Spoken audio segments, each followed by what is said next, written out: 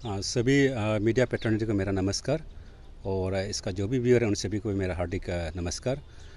आज national peoples party Arunachal Pradesh के अध्यक्ष श्रीमान तंगम वांगम, जो हमारे फॉर्मर मिनिस्टर भी रहा, उन्होंने ऑफिशियली नेशनल पीपल्स पार्टी की तरफ से मेरा नाम पंगा बागे को दुमप्रजो 26 ST असेंबली कॉन्स्टिट्यूंसी का उम्मीदवार के तौर पे अनाउंसमेंट किया।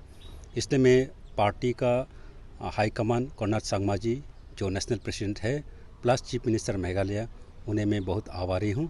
और उनके मुख्य सचिव जेम्स सांगमासी को भी मैं बहुत आभारी हूँ।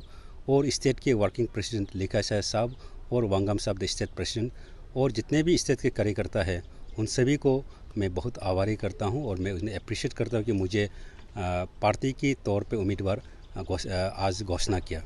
और मैं पार्टी को विश्वास दिलाता हूँ कि पार्टी जिस तरह से मेरा ऊपर उम्मीद किया है, विश्वास किया है, मैं उस विश्वास पे खरा उतरने की कोशिश करूँगा और पार्टी को स्टेट में आगे बढ़ाने का मैं काम करूँगा। दूसरा, मैं इस समय जो दुमप्रजो के वासी है, जितने भी वहाँ के महिला हैं, जितने भी वहाँ के युवा हैं, जितने भी वहाँ के बुजुर्ग हैं और वहाँ के इंटेलेक्चुअल्स, यूथ्स और फार्मिंग कम्युनिटी, किसान भाई है, उन सभी को मैं आग्रह करता हूँ, निवेदन करता हूँ कि मुझे 2024 पे एक अपॉर्चुनिटी दो, एक मौका दो। मैं 2014 में आप सबके प्यार से, आप सबके सपोर्ट से मुझे MLA इलेक्ट किया गया था और 14 से 19 में मैं जो कुछ हो सका मेरा तरफ से मैं दुमप्रजो में ऑल राउंड डेवलपमेंट लाने का कोशिश किया। हो सकता है उस समय, उस 5 साल में मेरा इन एक्सपीरियंस के कारण से कुछ भूल चूक हो गया होगा, उसे मुझे क्षमा किया जाए। और आज पंगा बागे आपके सामने में एक मैच्योर लीडर के फॉर्म में आए हैं और मैं जो भी भूल चूक हुआ उसे मैं रेक्टिफाई वे से काम करने के लिए चाहता हूं और दुमप्रजो को एक नया दिशा में ले जाना चाहता हूं। दुमप्रजो में मैं एक बैलेंस डेवलपमेंट में काम करना चाहता हूं। दुमप्रजो में मैं कम्युनल हार्मनी लाना चाहता हूं। दुमप्रजो में मैं ट्रांसपेरेंसी अकाउंटेबिलिटी सर्विस देना चाहता हूं। और दुमप्रजो के खास तौर पे जो युवा है, उनके लिए मैं एक पॉलिसी तौर पे अनएम्प्लॉयमेंट युवा को एक एम्प्लॉयमेंट लाने का मैं कोशिश करता हूँ। ऐसा बहुत सा मेरा सोच विचार है, जहाँ में मैं हाइड्रोफाइबर सेक्टर में काम करना चाहता हूँ ताकि वहाँ में माइक्रो हाइडल बने और वहाँ के लोगों को इकोनॉमिक एक्टिविटी करने का मौका मिले, युवाओं को रोज़गार मिले। मैं चाहता हूँ कि अपर सुबनसिरी में एक रेलवे कनेक्टिविटी होना चाहिए जो बारेरिजो और दुमप्रजो होकर जाना चाहिए, जिससे वहाँ के लोगों को लाभदायक हो। इवन एडवांस लैंडिंग ग्राउंड जो लास्ट 5-10 साल से पेंडिंग पड़ा है, हर डिस्ट्रिक्ट में एडवांस लैंडिंग ग्राउंड है पर अपर सुबनसिरी में नहीं है, उसे भी मैं दुमप्रजो में एक अप्रोप्रिएट लोकेशन पर टेक्निकली वर्कआउट करके बनाना चाहता हूँ।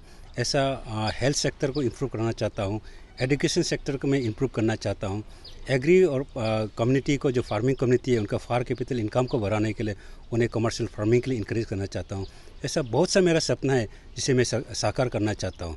मैं वहाँ के जितने भी युवा है और जितने भी वहाँ की जनजाति है, गुसार से, दुमपू से, गिरत्रिपा से, मारवा सर्कल से और दुमप्रजो सर्कल के लेने वाला सभी को मैं आग्रह करता हूँ कि मुझे मेरा अधूरा जो सपना से पूरा करने के लिए मुझे मौका दिया जाए और आपको दोबारा से एक बार सेवा करने के लिए मुझे मौका दिया जाए। मैं विश्वास दिलाता हूँ कि अगर आप प्यार से पंगा बागे को 2024 में री इलेक्ट किया जाएगा तो आपकी उम्मीद पे मैं कराने की कोशिश करूँगा और मैं दोबारा अपना आपको खुद को आपकी सेवा में लगाने की कोशिश करूँगा और दुमप्रजो को अरुणाचल स्टेट असेंबली में एक अच्छा प्रतिनिधि करके स्टेट का भी सेवा करने के लिए मैं कोशिश करूँगा।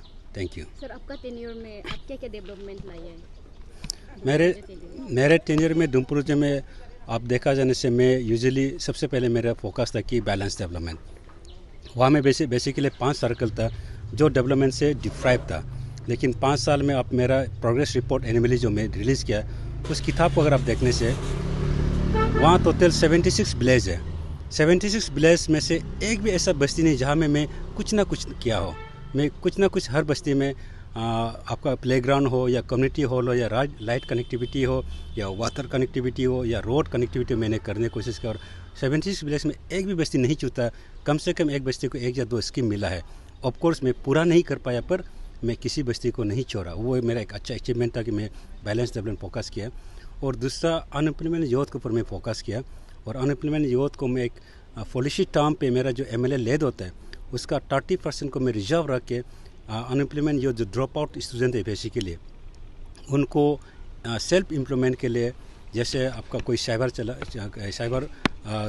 आपका दुकान करना चाहता है, या कोई ब्यूटी पार्लर चलाना चाहता है, कोई ट्यूशन सेंटर चलाना चाहता है, या कोई टैक्सी, टाटा सुमो या टेम्पो लेके चलाना चाहता है, उसे मैं उस 30% ऑफ रिजर्व फंड्स के मैं मदद करता था फाइनेंशियली, और उनको उस रास्ता पे डाल के अपना फैमिली को सर्वाइव करने के लिए मौका दिया था। ऐसा बहुत कुछ है जो अभी नेशनल हाईवे मूव गए को तो गरगामू के वो मेरा समय में अप्रूव हुआ था, आज तक एजुकेशन नहीं हुआ, सिटिंग MLA कंटिन्यूस नहीं कर पाया।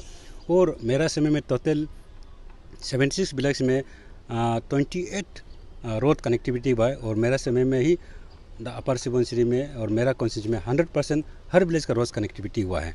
तो ऐसे करके काफ़ी चीज़ है जहाँ मैंने काम किया, दुमपुर टाउन में काम किया करके काफ़ी जो गिन नहीं सकता, लेकिन फिर भी पूरा नहीं हुआ, कुछ काम अभी तक अधूरा मुझे से समझता है, इसलिए मैं वापस आना चाहता हूँ और पब्लिक का सेवा करना चाहता हूँ।